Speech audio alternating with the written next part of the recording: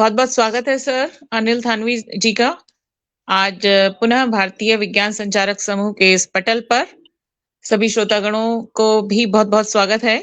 आइए सुनते हैं अनिल कुमार थानवी जी को। सर बहुत बहुत स्वागत है आपका, प्लीज कंटिन्यू सर।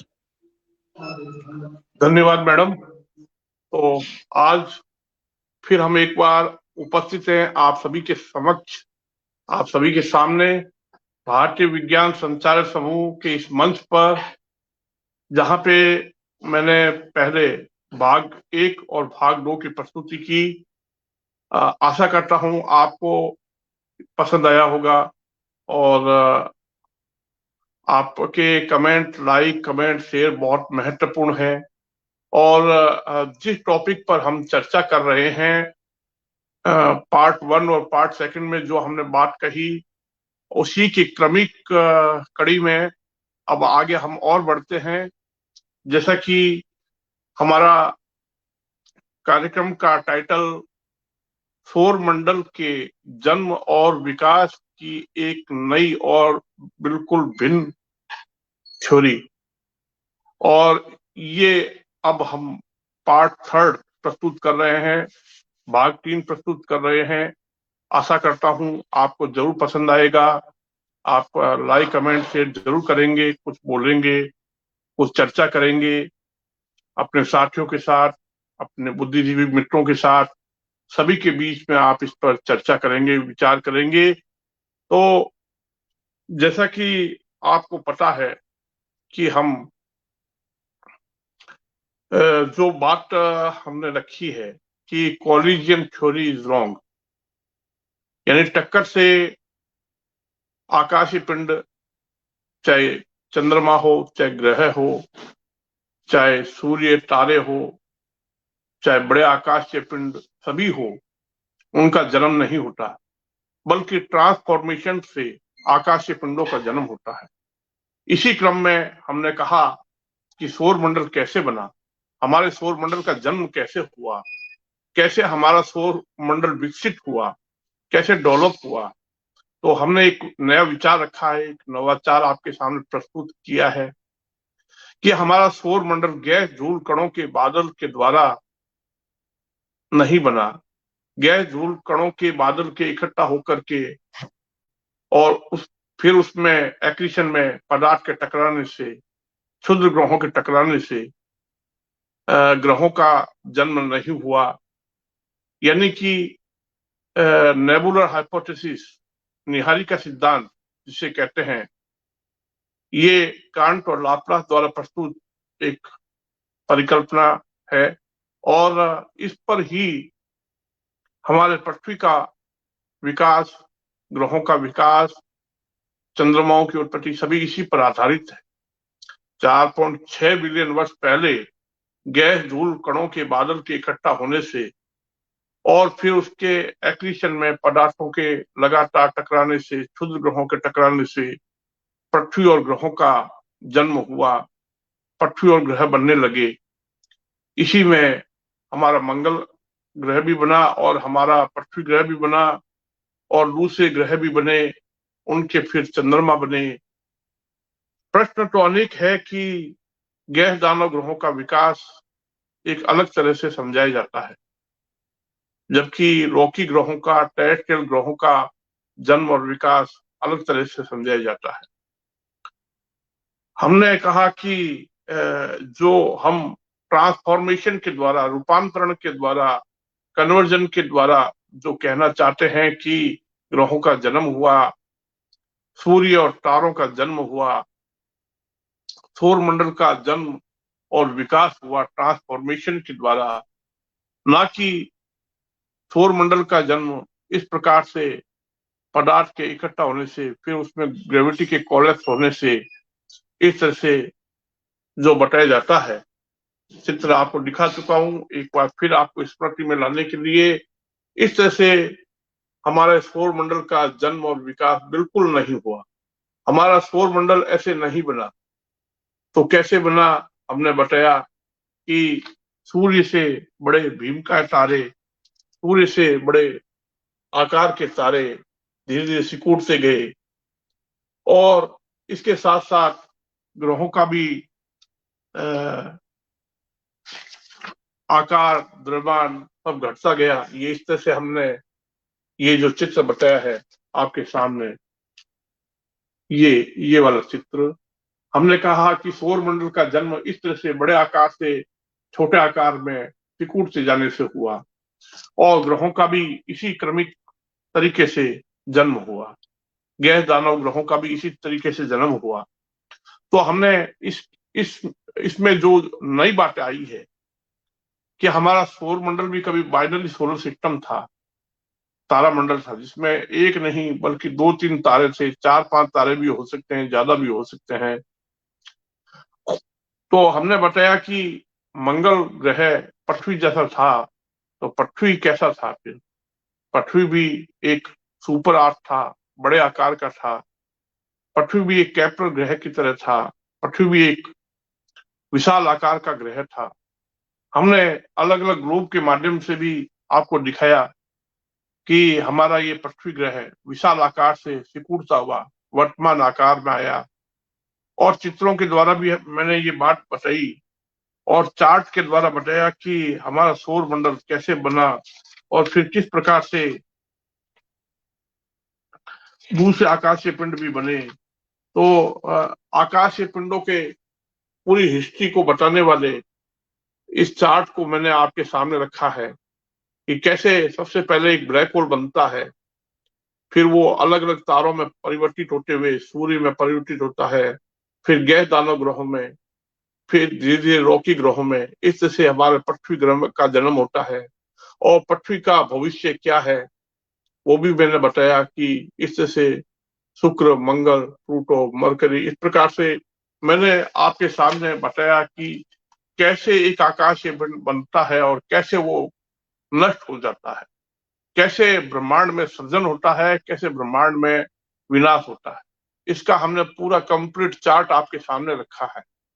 हमने ट्रांसफॉर्मेशन थ्योरी को सपोर्ट करते हुए आपको ये बात बताई कि नासा का केपलर मिशन और वर्तमान में अनेक दूसरे अभियानों से अनेक ग्रहों की खोजें हो रही है, और उन खोजों को करने के बाद में खगोल शास्त्री और प्लेनेटरी साइंटिस्ट लगातार उनका कंपैरिजन कर रहे हैं, उनकी तुलनाएं कर रहे हैं, उनको एक दूसरे से तुलना करते हुए सोच रहे हैं, समझ रहे हैं।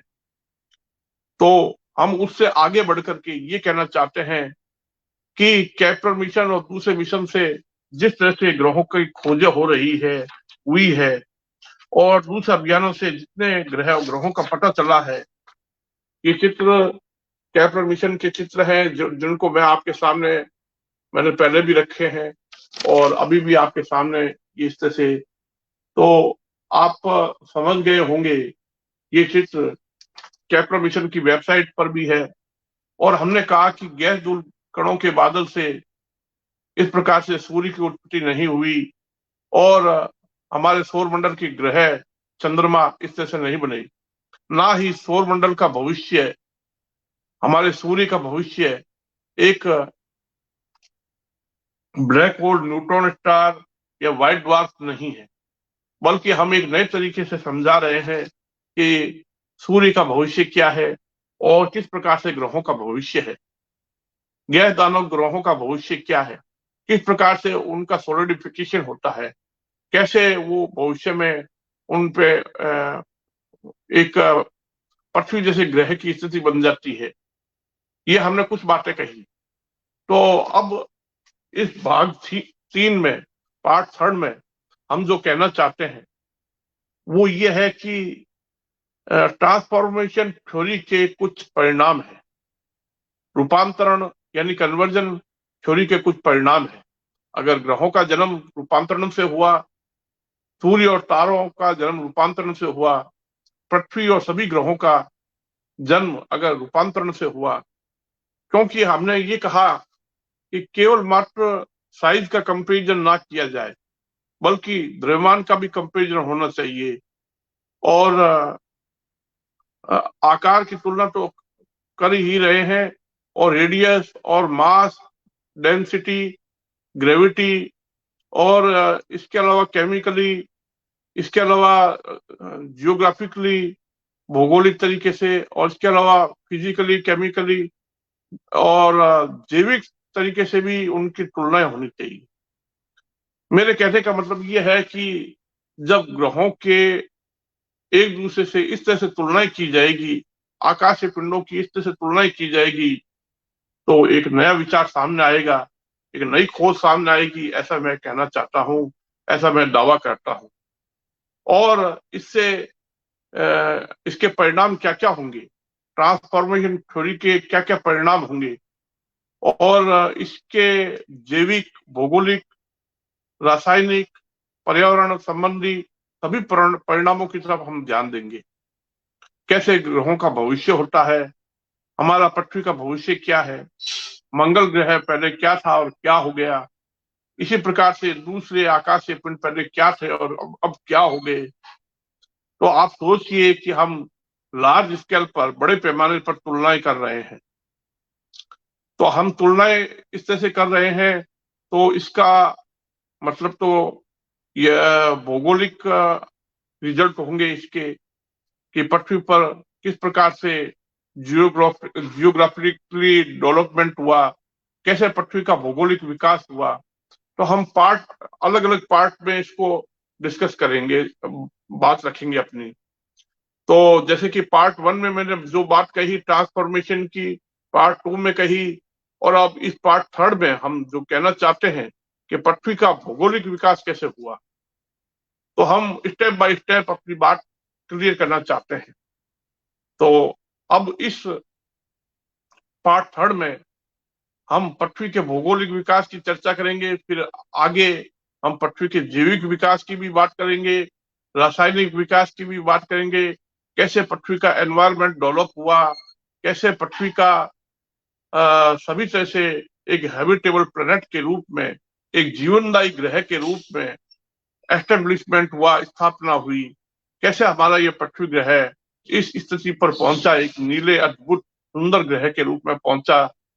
तो साथियों, आज जो मैं बात आपके सामने रखना चाहता हूं वह यह है कि पृथ्वी का जब जन्म 4.6 बिलियन वर्ष पहले इस तरह से नहीं हुआ, तो फिर पृथ्वी के इसके परिणाम, क्योंकि भूगोल में पहला चैप्टर यही पढ़ाया जाता है।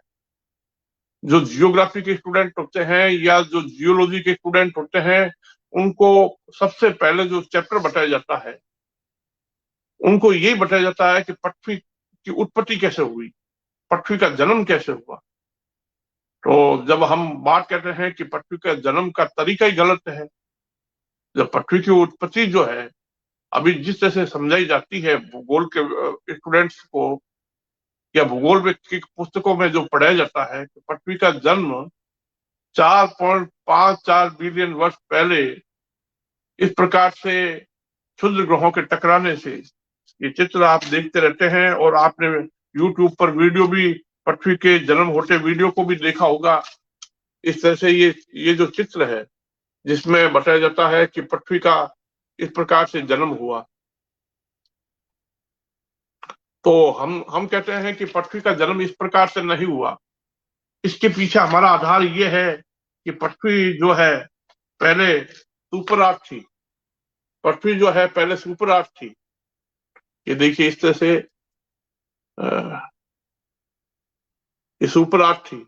उसके बाद में पृथ्वी का ट्रांसफॉर्मेशन एक सुपर आर्थ से, जैसे कि मैंने कहा, ये कंप्लीट चार्ट है जो केपलर मिशन की वेबसाइट से मैंने लिया है, नासा की वेबसाइट से लिया है। तो आप देख सकते हैं, इस चार्ट को दिखाने का पर्पज हमारा ये है कि इस चार्ट को दिखाने का हमारा पर्पज ये है कि हमारे इस सौर मंडल का जो पृथ्वी ग्रह है उसका इस प्रकार से जुपिटर और सैटर्न के बीच के अनेक ग्रह मिल रहे हैं, सैटर्न और यूरेनस के बीच के अनेक ग्रह मिल रहे हैं, यूरेनस और नेपच्यून के बीच के अनेक ग्रह मिल रहे हैं, नेपच्यून और सुपर आर्थ के बीच के अनेक ग्रह मिल रहे हैं, और सुपर आर्थ और पृथ्वी के बीच के अनेक ग्रह मिल रहे हैं। तो ऐसा ये जो मैंने पूरा चार्ट बताया है आपके सामने, ये जो पूरा चार्ट बताया है, इस चार्ट को समझिए कि ऐसा आप क्या है कि गूगल पे सर्च कर सकते हैं। ये जो इस प्रकार से पृथ्वी का और ग्रहों का, तो देखिए ऐसे अनेक ग्रह मिले हैं। अभी एक ट्रैपिस्ट ग्रह भी, ऐसे अनेक ग्रहों के नाम आ रहे हैं। तो आप बताइए कि जब उनका उन सभी खोजे गए ग्रहों का जो डिस्कवर्ड प्लेनेट है, केपलर प्लेनेट है, सुपर 8 है, पृथ्वी जैसे एलियंस प्लेनेट है, तो पृथ्वी जैसे ग्रहों का पता चला है, थोड़े से बड़े, थोड़े से और बड़े, थोड़े से और बड़े और बड़े, तो पृथ्वी का जन्म का तरीका बदल गया। तो भूगोल को अपडेट होना चाहिए, तो जियोग्राफी में इसको, जियोलॉजी में इसको अपडेट किया जाना चाहिए कि वर्तमान में जो पृथ्वी और ग्रहों के जन्म का तरीका ही बदल रहा है, तो फिर क्या है कि हमें भूगोल को नए सिरे से सोचना चाहिए। तो मेरा कहने का मतलब ये है कि अब हम लोग क्या है कि एक नए तरीके से जियोलॉजी की बात कर रहे हैं, जिसमें हम जो मेन टॉपिक है कि पृथ्वी का पर महाद्वीप कैसे अस्तित्व में आए, पृथ्वी की सॉलिड क्रस्ट कैसे बनी, जो लिथोस्फीयर क्रस्ट है उसका अस्तित्व कैसे आया, उसका एग्जिस्टेंस कैसे आया, पृथ्वी की लिथोस्फीयर क्रस्ट जो है उसकी उत्पत्ति कैसे हुई, और पृथ्वी पर प्रथम जो जमीन पहली बार ऊपर आई तो वो किस तरह से आई। और ऐसे बताया जाता है कि अल्फ्रेड वेगनर नाम के एक भूगोलवेत्ता हुए, वो वैसे तो क्या है कि एक मौसम विज्ञानी थे, यानी कि एक बहुत क्या है कि उन्होंने एक अलग प्रकार की थ्योरी दी और उन्होंने एक पुस्तक लिखी जिसका नाम था origin of continents and ocean, महाद्वीप और महासागरों की उत्पत्ति। लेकिन उस समय भूवैज्ञानिकों को इतना पता नहीं था। एक बात आपको बताऊं कि 1500 कुछ के करीब जब विश्व का नक्शा दुनिया के सामने आ रहा था, तो यूरोपियन कंट्रीज में भी ये नक्शा पहुंचा, और कुछ फ्रांसिस बेकन जैसे दार्शनिकों ने जब देखा कि ये विश्व का नक्शा ऐसा दिखता है कि इसमें जो एक मिनट मैं आपको बता दूं कि इसमें आपको भूगोल की कुछ बातें अब सामने आ रही है। तो साथियों, आप लोगों के सामने मैं जो बात करना चाहता हूं उसमें जो ट्रांसफॉर्मेशन थ्योरी के परिणाम है अब वो देखेंगे, तो इसके प्रभाव क्या पड़ेंगे। तो सबसे पहले ये देखिए, इस चित्र को ध्यान से देखिए। इसमें ये बताया है कि पेंजिया जैसा एक सुपर कॉन्टिनेंट था, ये इस तरह से पेंजिया जैसा एक सुपर कॉन्टिनेंट था, फिर वो ब्रेक हुआ फ्लोरेशिया और गोंडवाना में, फिर इस तरह से फिर और ब्रेक होते हुए तो अलग अलग टाइम में उसका विकास हुआ, जो आपके सामने इसमें नाम लिखे हुए हैं। और ये नाम है परमियन में ये स्थिति थी जब क्या है पेंजिया था, उसके बाद ट्राइजेनिक काल में ऐसा था, उसके बाद में ये क्रिटेशियस में, और इस तरह से फिर आगे आगे फिर क्या है जुरासिक में, और वर्तमान में ये स्थिति है। तो आपको ये पढ़ाया जाता है भूगोल के अंदर, आपने देखा होगा, लेकिन मैं इसको एक नए तरीके से इस पे आपके सामने बात रख रहा हूं कि पृथ्वी पर महाद्वीप और महासागर की उत्पत्ति कैसे हुई, origin of continents and ocean. तो जिस तरह से ट्रांसफॉर्मेशन थ्योरी के अनुसार ग्रहों का जो पता चला है, इस तरह से इतने ग्रहों का पता चला है, गैस दानव ग्रहों का, रॉकी ग्रहों का, और कुछ ग्रह जो है गैस दानव और रॉकी ग्रहों के बीच के हैं जिनका पूरी तरह से सॉलिडिफिकेशन नहीं हुआ है। तो इस तरह से धीमी गति से जो ग्रहों का जन्म हुआ है, तो मैं आपके सामने, जैसे कि मैंने आपके सामने बात रखी है कि हमारे सौरमंडल का जन्म जो है रूपांतरण के द्वारा हुआ, ट्रांसफॉर्मेशन और कन्वर्जन से हुआ, तो बहुत सी बातें बदल जाएगी। और ऐसी धारणा थी जब फ्रांसिस बेकन और दूसरे लोगों ने पहली बार विश्व का नक्शा दिखा, तो दुनिया के लोगों के सामने चर्चा का विषय बन गया कि अफ्रीका के किनारे और साउथ अमेरिका के किनारे ऐसा लगता है एक दूसरे में फिट होते हुए दिखते हैं। और उनको ऐसा आभास हो रहा था कि शायद ये जुड़े हुए रहे होंगे। तो इस पे काफी लंबे समय तक इस पे विचार होता रहा। और जानकारियां जैसे जैसे मिली, आगे बढ़ी, तो आपको बताऊं कि पहली बार अल्फ्रेड वेगनर ऐसे वैज्ञानिक थे, भूवैज्ञानिक थे, जिन्होंने कहा कि ये ड्रिफ्ट के कारण हुआ। कि पहले क्या है कि सारे महाद्वीप आपस में जुड़े हुए थे, फिर एक दूसरे से दूर हटे, और दूर हटते हुए इस तरह से धीमी गति से। तो वैसे तो क्या है कि अनेक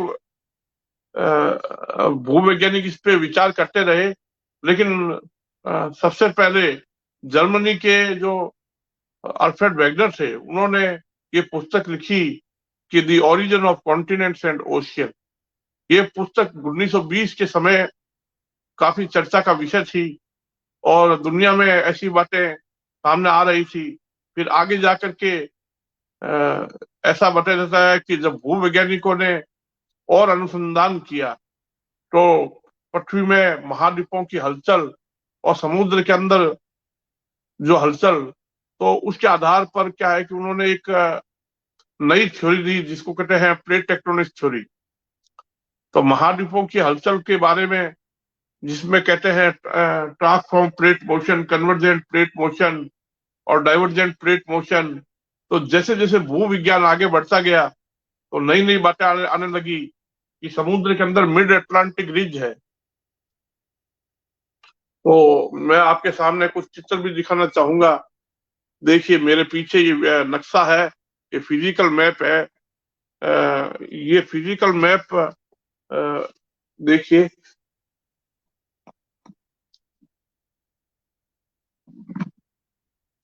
इस मैप पर कुछ निशान है। वो निशान कॉन्टिनेंट्स की मूवमेंट के कारण बताए जाते हैं। जैसे हिंद महासागर में है, जैसे अफ्रीका के पास में है, जैसे समुद्र के अंदर भी ये कृष्ण बताई जाती है, इस प्रकार से। तो महाद्वीपों के ये इस प्रकार से आपस में जुड़े हुए थे, फिर ड्रिफ्ट हुआ, और ड्रिफ्ट होने से इस प्रकार से, तो ये थ्योरी बताई गई है कि कॉन्टिनेंटल ड्रिफ्ट, कि महाद्वीप एक दूसरे से दूर सरकते गए, हटते गए, पहले जुड़े हुए थे। और इस तरह से ये जो आपके सामने ये जो थ्योरी दी गई,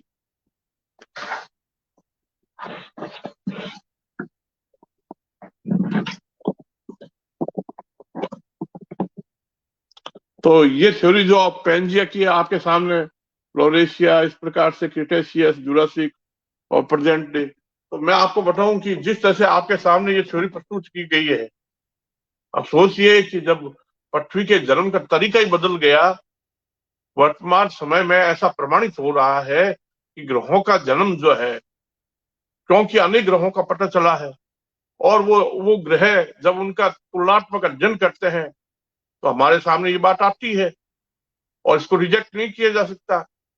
जब पृथ्वी जैसे ग्रहों का पता चल रहा है, और उनमें एक चैन बन रही है, एक क्रमिक विकास दिखाई दे रहा है। वो विकास किस रूप में दिखाई दे रहा है कि हमने नासा के केपलर मिशन और इसके अलावा दूसरे अभियानों से जो ग्रह खोजे जा रहे हैं, उनको एकदम सिस्टमेटिक ढंग से जब हम उनका तुलनात्मक अध्ययन करते हैं, तो पृथ्वी के जन्म का तरीका ही बदल गया। तो पृथ्वी के जन्म का तरीका बदल गया, तो सबसे पहले भूगोल की बात आएगी कि पृथ्वी का भौगोलिक विकास फिर कैसे हुआ। और पृथ्वी, हालांकि ये बात 1930 के समय कुछ डब्ल्यू एस जार्डेट टर्की और सर्च टेक्टोनिक्स में ऐसी बातें आने लगी। और डब्ल्यू एस जार्डेट टर्की नाम के एक पृथ्वी वैज्ञानिक हुए, उन्होंने एक पुस्तक लिखी थी, फिगर्स ऑफ सेलेस्टियल बॉडीज। और मैंने अपने संदर्भ में ये बात रखी है। उसमें उन्होंने कहा है कि अलग अलग अक्षांश पर इस प्रकार से जैसे बृहस्पति ग्रह में, जैसे शनि ग्रह में, जैसे अरुण वरुण ग्रह में मूवमेंट होता है, उसी के कारण महाद्वीपों की ऐसी स्थिति बनी। और मैं आज आपके सामने जो भूगोल की बात आपके सामने रख रहा हूं, ये भूगोल के शोधकर्ताओं के लिए भी विचारणीय है। दुनिया के इतने शोधकर्ता, उनके लिए भी विचारणीय है कि पृथ्वी का भौगोलिक विकास कैसे हुआ, क्योंकि पृथ्वी के जन्म का तरीका ही बदल रहा है। वर्तमान में जिस तरह से ग्रहों की खोजें हो रही है, जो रॉकी ग्रह है, जो गैस दानव ग्रह है, जिनकी खोजें हो रही है, उनके तुलनात्मक अध्ययन करने पर ऐसा ऐसा सामने आता है कि बृहस्पति शनि में कन्वर्ट हुआ, शनि यूरेनस में कन्वर्ट हुआ, यूरेनस से नेपच्यून में कन्वर्ट हुआ, और नेपच्यून सुपर आर्थ में कन्वर्ट हुआ, और सुपर आर्थ पृथ्वी में कन्वर्ट हुई। ऐसे पृथ्वी का जन्म हुआ, तो फिर क्या है, पृथ्वी का भौगोलिक विकास कैसे हुआ होगा, सोचिए। तो आज आपके सामने, जैसे कि मैंने आपको ये चित्र दिखाया था, ये वाला चित्र,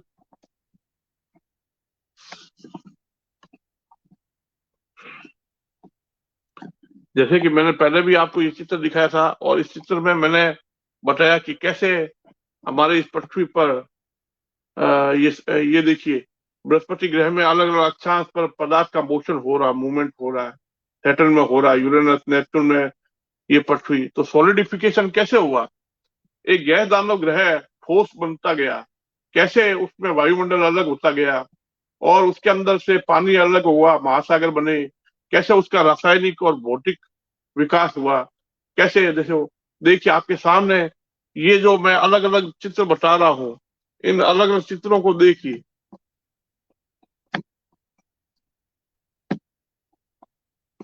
तो ये जो अलग अलग चित्र बताए हैं मैंने, देखिए जुपिटर, सैटर्न, यूरेनस, नेपच्यून, अर्थ, तो ये चित्र बताए हैं, उसको उनको बताने का उद्देश्य ये है कि जिस तरह से पेंजियर थ्योरी के बारे में कहा जाता है, फिर तो ये गलत साबित हो रही है, क्योंकि पृथ्वी का भौगोलिक विकास तो इस तरह से हुआ।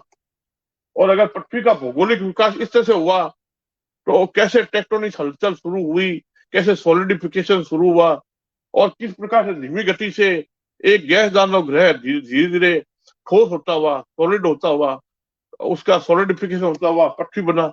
उस पे महाद्वीप, महासागर उत्पन्न हुए, महाद्वीप उत्पन्न हुए, महासागर उत्पन्न हुए। तो इससे आपके दिमाग में बात आएगी कि अल्फ्रेड वेगनर की थ्योरी सही है, या वर्तमान में जिस तरह से ग्रहों की खोजें हो रही है, क्योंकि जुपिटर और सैटर्न के बीच के अनेक ग्रह मिल चुके हैं, सैटर्न और यूरेनस के बीच के भी अनेक ग्रह मिल चुके हैं, यूरेनस और नेपच्यून के बीच में नेपच्यून सुपर आर्थ, और सुपर आर्थ से पृथ्वी।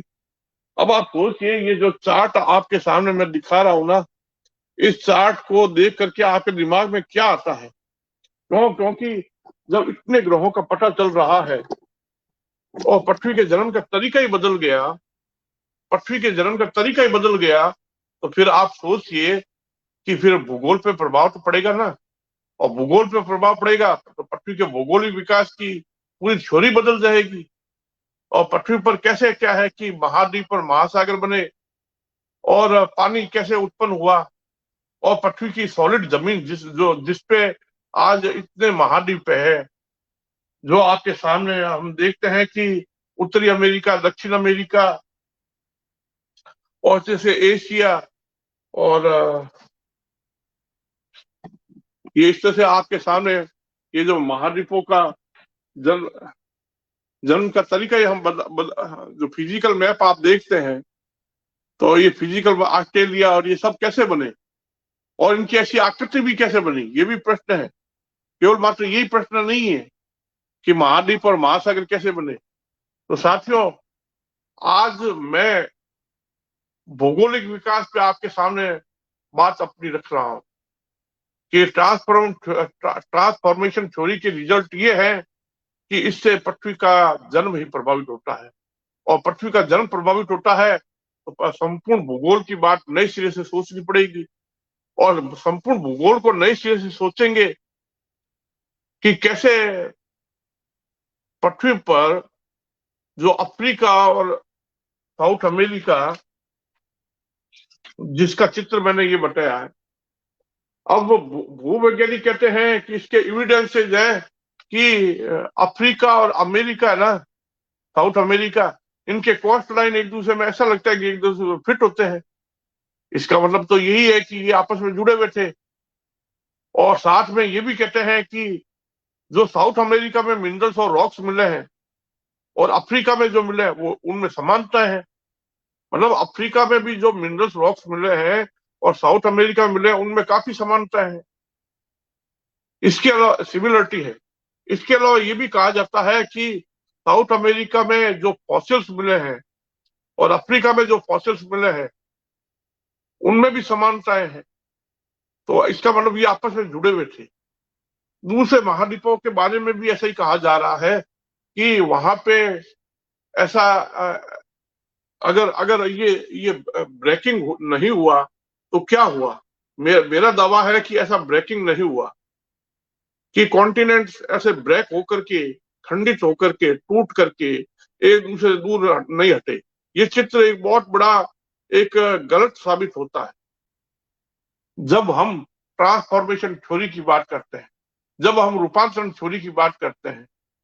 और अगर रूपांतरण थ्योरी सत्य है और फिर क्या है, पैंजिया कैसे हो सकता है। तो जब पैंजिया जैसा, जिसको सुपर कॉन्टिनेंट कहते हैं, कि सबसे बड़ा एक बड़ा द्वीप था, महाद्वीप था, वैसे तो भूवैज्ञानिक बताते हैं कि रोडिनिया, कोलंबिया, ऐसे कई सुपर कॉन्टिनेंट हुए हैं। उन्होंने इसके कई एनिमेशन बनाए हैं। वो एनिमेशन कई तथ्यों पर आधारित है। उन्होंने फील्ड में जा करके वो ऑब्जर्वेशन लिए हैं, उन रॉक्स को चेक किया, उन फॉसिल्स को चेक किया है। उसके आधार पर वो दावा करते हैं कि वास्तव में सुपर कॉन्टिनेंट था। लेकिन अब जो आपके सामने पृथ्वी के जन्म का एक नया तरीका सामने आ रहा है ट्रांसफॉर्मेशन थ्योरी से, तो बताइए सुपर कॉन्टिनेंट कहां से था। अब एक नई परिस्थिति पैदा हो गई है। अब एक नई स्थिति बन गई है कि पृथ्वी का जन्म का तरीका ही बदल रहा है। और जन्म का तरीका बदल रहा है तो आपके सामने बहुत सी बातें बदल जाएगी कि टेक्टोनिक हलचल क्यों हो रही है। तो पृथ्वी पर एक सुपर कॉन्टिनेंट था और वो सुपर कॉन्टिनेंट इस तरह से आपके सामने ये बताया जाता है कि देखिए आपस में महाद्वीप जुड़े हुए थे और एक जैसे जानवर, एक जैसे फॉसिल, प्लांट्स, एनिमल्स, ये कैसे एक महाद्वीप से दूसरे महाद्वीप पर पहुंच गए। बहुत से प्रश्न ऐसे उभर करके सामने आ रहे हैं। तो फिर बहुत सी बातें चेंज हो जाएगी कि इंडिया का जन्म कैसे हुआ, महाद्वीप कैसे बने। और मैं आपको बताऊं कि यही नहीं बल्कि आपको बहुत सी बातें नए सिरे से सोचनी पड़ेगी भूगोल को, क्योंकि ट्रांसफॉर्मेशन थ्योरी सत्य साबित होती हुई लग रही है, रूपांतरण सिद्धांत एकदम सत्य साबित होता हुआ लग रहा है।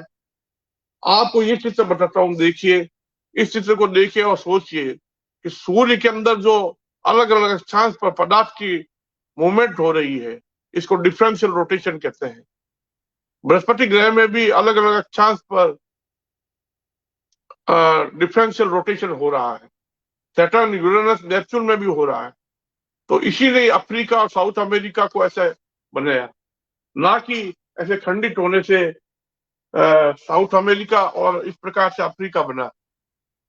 तो अब आपके सामने जो स्थिति बन रही है वो एक नए सिरे से सोचना पड़ेगा कि वास्तव में जो पृथ्वी पर भौगोलिक विकास हुआ, पृथ्वी का जो भौगोलिक विकास हुआ, तो वो भौगोलिक विकास रूपांतरण प्रक्रिया का परिणाम है।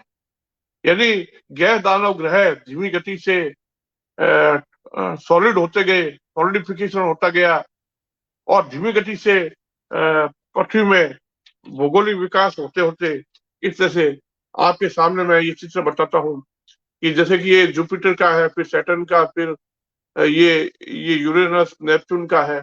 इस तरह से यूरेनस, नेपच्यून, आर्क। तो इस तरह से आपके सामने जो ग्रहों की रूपांतरण थ्योरी है जो मैं आपके सामने रख रहा हूं, तो ऐसा क्यों हुआ आप सोचिए। तो वास्तव में क्या है कि पृथ्वी पर भौगोलिक विकास का सही तरीका क्या है। आपके सामने दो बातें आ गई है।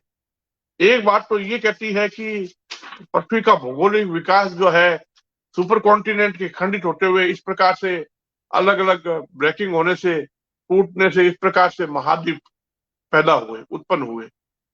और दूसरा हमने जैसे कि आपको मैंने ये चित्र बताया,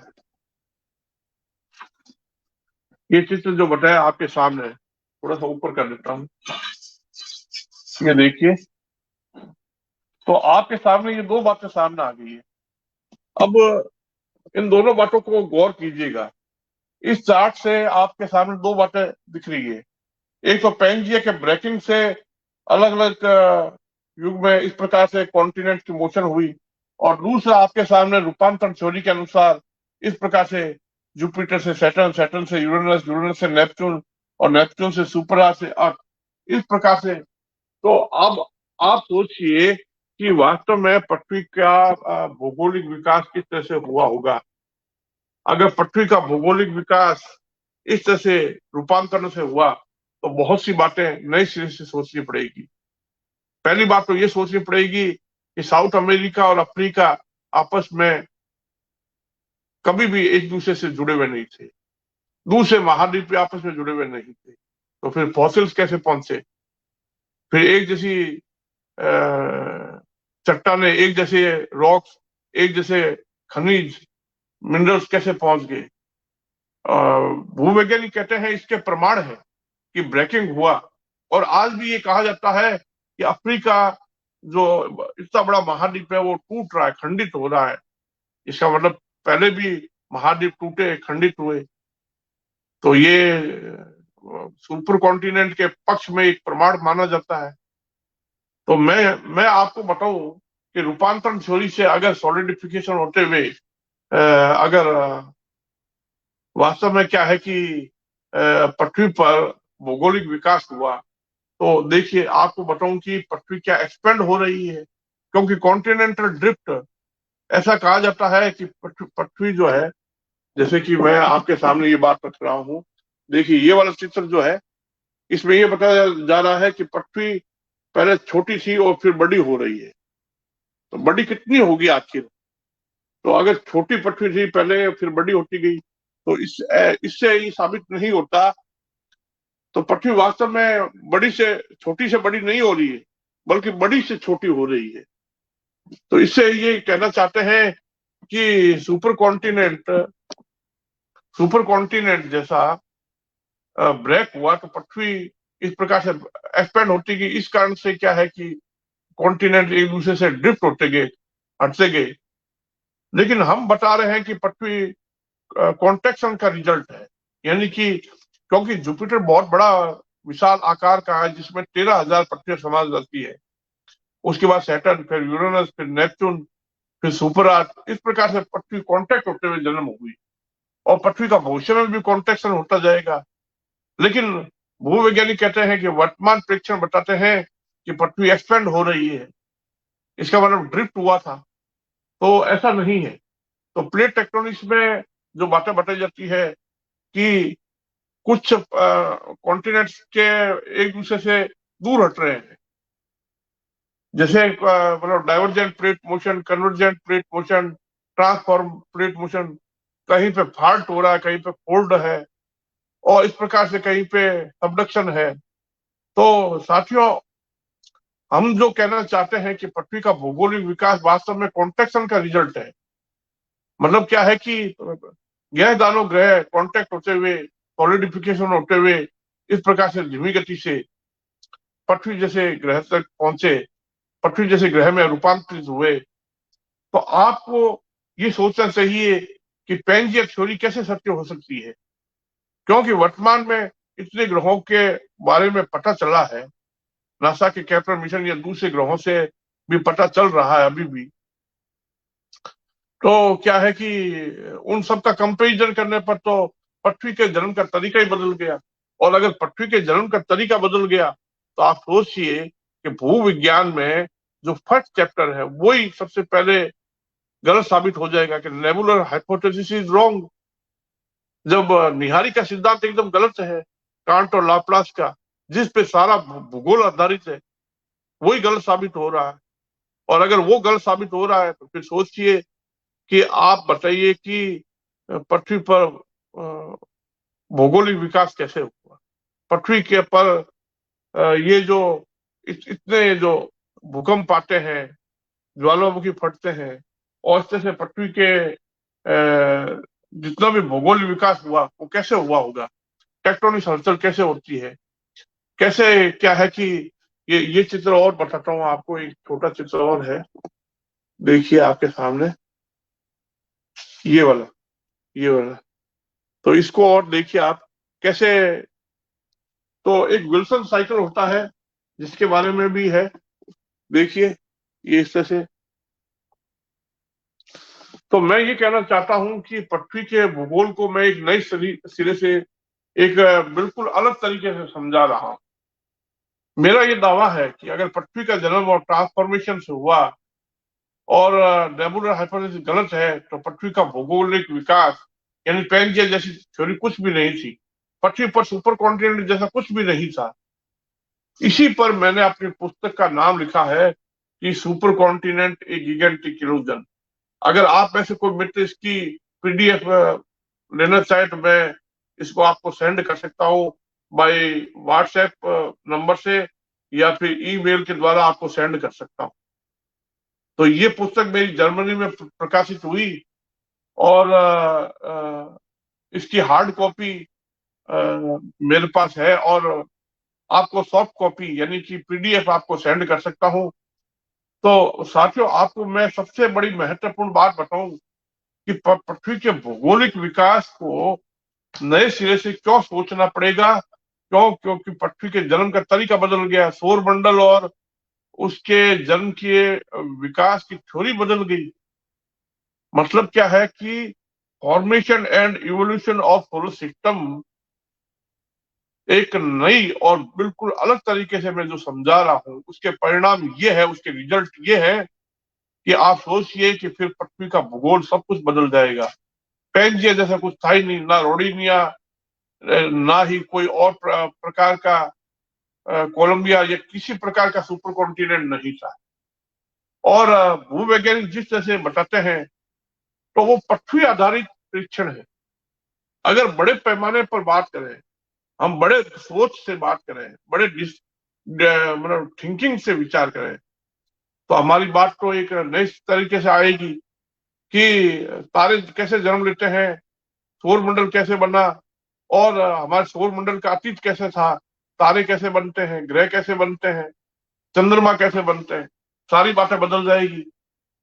और इसके परिणाम से हम फिर ये कहते हैं कि इसके जो एविडेंसेज हैं, जो भूगोल के एविडेंसेज बताए जाते हैं कि पृथ्वी पर महाद्वीप आपस में जुड़े थे, इसके इसके जो प्रूफ है, एविडेंस है, जो भूवैज्ञानिक बताते हैं, उनको एक नई से सोचना पड़ेगा। यानी कि पृथ्वी पर जितने भी महाद्वीप है वो आपस में एक दूसरे से ब्रेक होकर के दूर हटे, ड्रिफ्ट हुआ, ऐसा नहीं था। ऐसा हमारा ट्रांसफॉर्मेशन थ्योरी के द्वारा दावा है।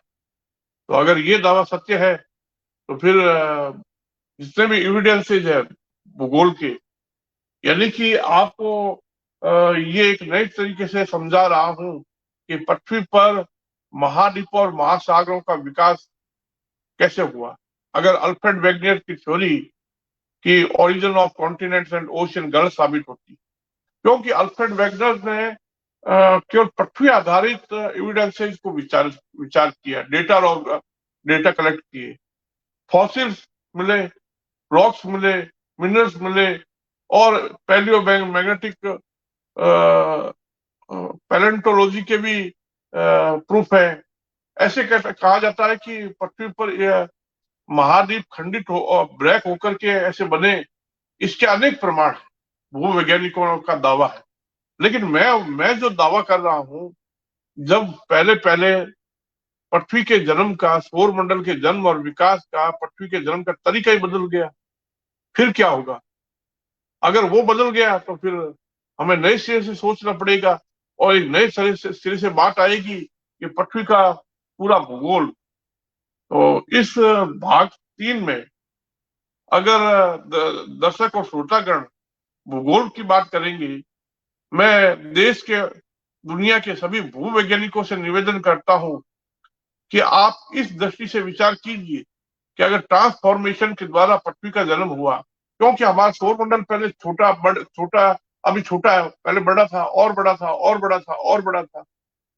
तो सौरमंडल के जन्म के विकास का जो तरीका हमने बताया है कि भीम का सौरमंडल था, फिर सिकुड़ता गया, फिर सिकुड़ता गया, सिकुड़ता गया और वर्तमान स्थिति में आया। तो रूपांतरण के द्वारा सूर्य का जन्म हुआ, रूपांतरण के द्वारा ग्रहों का जन्म हुआ, रूपांतरण के द्वारा चंद्रमाओं का जन्म हुआ।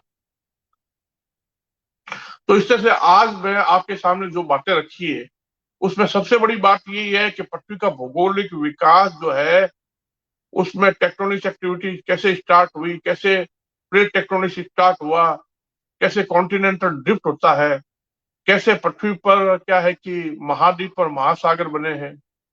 तो पानी कहीं बाहर से नहीं आया, एस्ट्रॉइड से नहीं आया या कॉमेट से नहीं आया या क्षुद्र ग्रहों से नहीं आया। तो पानी कैसे उत्पन्न हुआ? इतना महासागरों का पानी है। पृथ्वी पर पहले पानी की मात्रा ज्यादा थी और फिर वो कम होती जा रही है, तो अभी भविष्य में और कम होती जाएगी। क्यों? क्योंकि रासायनिक प्रक्रियाओं के कारण, रासायनिक परिवर्तन के कारण पृथ्वी पर धीरे धीरे पानी विलुप्त हो रहा है। पृथ्वी पर पानी कहीं बाहर से नहीं आया। तो पृथ्वी पर पानी कैसे बना, महाद्वीप कैसे बने और महासागर कैसे बने? धीमी गति से जुपिटर से सैटर्न, सैटर्न से यूरेनस, यूरेनस से नेपच्यून, नेपच्यून से सुपर अर्थ और सुपर अर्थ से अर्थ बना। इस प्रकार से बृहस्पति और शनि के बीच के अनेक ग्रह मिले, शनि और यूरेनस के बीच के अनेक ग्रह मिले, यूरेनस और नेपच्यून के बीच के भी अनेक ग्रह मिले, यूरेनस और नेपच्यून और मिनी नेपच्यून, मिनी नेपच्यून और सुपर अर्थ, सुपर अर्थ और पृथ्वी। इस प्रकार से 6000 से ज्यादा ग्रहों का पता चला है और पता चलता जा रहा है लगातार। अब उनका सबका कंपेरिजन होगा, उनके मास, टेम्परेचर, ग्रेविटी, उनके डेंसिटी, सभी बातों का, उनके मैग्नेटिक नेचर का, उनके मैग्नेटिक फील्ड का, उनके केमिकली, उनके जियोग्राफिकली, उनके सभी तरह से जैविक ढंग से सभी तरह से कंपेरिजन होगा। तो आप सोचिए एक बड़ी चैन बन जाती है, एक बहुत सिस्टमेटिक चैन, एक सीरियल टाइप धीमी गति से एक ग्रह सिकुड़ते हुए सिकुड़ते हुए सिकुड़ते हुए। तो कैसे हमारा ये पृथ्वी ग्रह बना? अगर रूपांतरण से बना तो पृथ्वी का भौगोलिक विकास बदल गया, फिर भूवैज्ञानिकों को नई सिरे से सोचना पड़ेगा।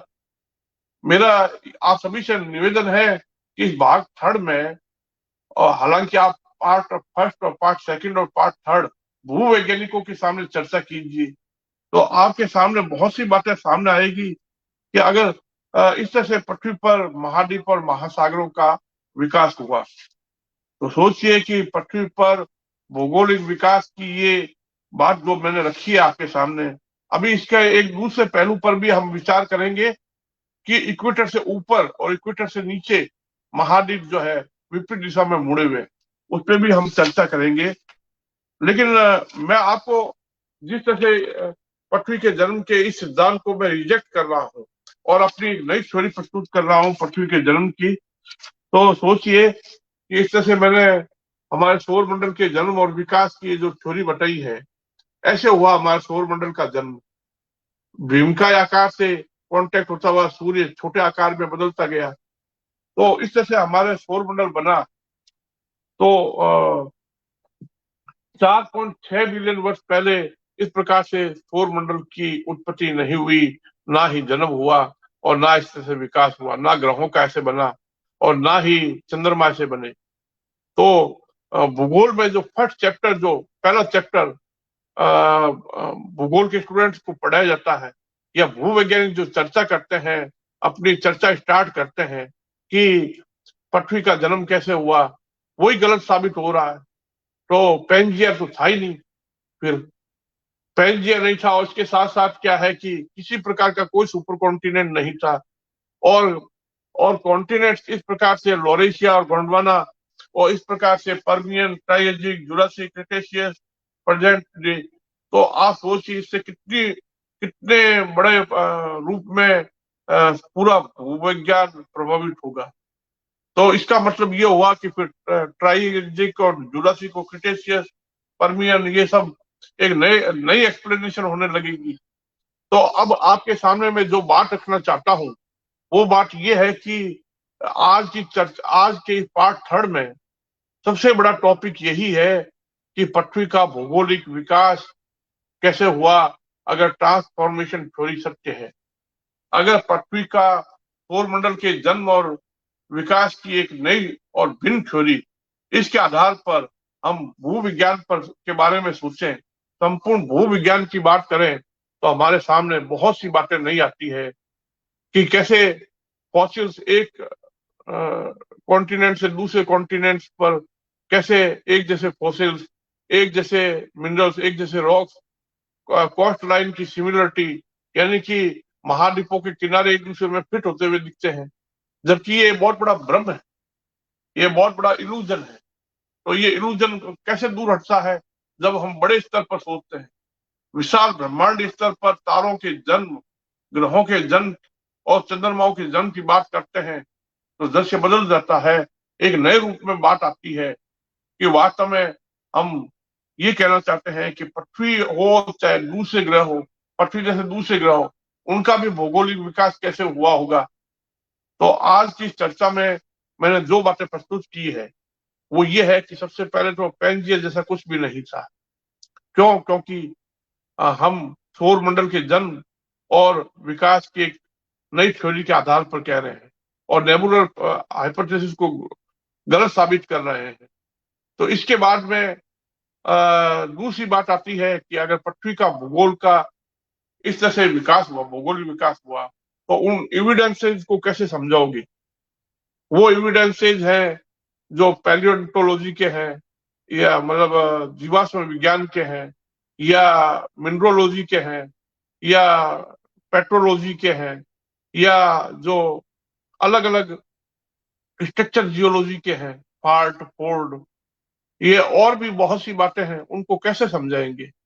तो पृथ्वी पर प्लेट टेक्टोनिक्स कैसे होता है, कैसे सॉलिडिफिकेशन होते हुए लिथोस्फीयर क्रस्ट बनी, महाद्वीप कैसे बने और समुद्र के अंदर क्रस्ट कैसे बनी, एस्ट्रोनोस्फीयर, लिथोस्फीयर क्रस्ट कैसे बनी, तो ये सब बातें अभी और चर्चा करेंगे। तो आपके सामने इतनी बातें रखने के बाद में बहुत सी लोगों के प्रश्न हैं, बहुत से लोगों की बातें विचार रही हैं।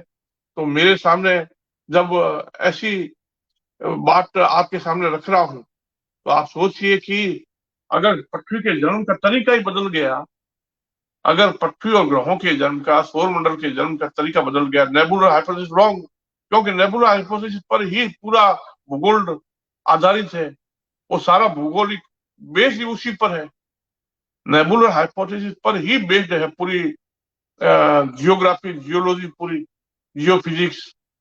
तो अब आप सोचिएगा, विचार कीजिएगा, हम आगे और भी बातें कहेंगे और बातें विचार करेंगे, जिससे मैं ये बताऊंगा कि हमारा ये जो पृथ्वी सिस्टम है, इसका पूरा एनालिसिस करेंगे, इसके डायनेमिकल नेचर का, और इसके जो वायुमंडल का विकास, इसके महासागरों का विकास, इसके सॉलिड और इनर कोर, और हम इसके बाद जैविक विकास की भी बात आएगी, डार्विन की थ्योरी की भी बात आएगी, और पृथ्वी पर जीवन कैसे आया, कैसे जीवन उत्पन्न हुआ, पृथ्वी पर ओजोन लेयर कैसे बनी, इस बहुत सी बातें हैं। तो पृथ्वी का भविष्य क्या है? तो साथियों, आज की चर्चा आपको कैसे लगी? आप लाइक, कमेंट, शेयर जरूर करें, अपने साथियों से चर्चा करें, बातें करें, और हम इसके इसके साथ साथ बहुत सी बातें नए तरीके से आपके सामने रखेंगे। आज जो प्रस्तुतिकरण किया गया है, उस प्रस्तुतिकरण में आपके दिमाग में जो प्रश्न है उनको जरूर पूछें, लिखें, बताएं। धन्यवाद। आज के लिए इतना ही।